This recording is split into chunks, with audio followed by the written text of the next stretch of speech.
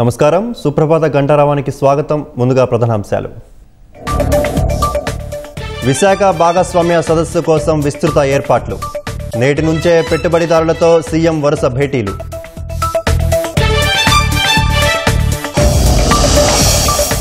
వైజాగ్లో 15,000 కోట్ల పెట్టుబడితో మరో డేటా సెంటర్. ప్రభుత్వంతో టిల్మ్యాన్ గ్లోబల్ హోల్డింగ్స్ ఒప్పందం.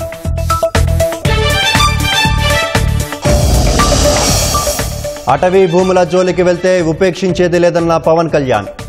పెద్దిరెడ్డి ఆక్రమణపై చర్యలు తీసుకోవాలని ఆదేశం.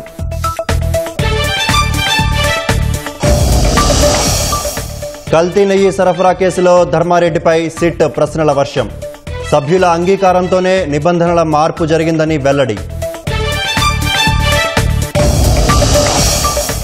ఉగ్రవాదం పట్ల జీరో టాలరెన్స్ విధానం పాటిస్తామన్న కేంద్రం. ఢిల్లీ పేలుడును హేయమైన చర్యగా అభివర్ణన.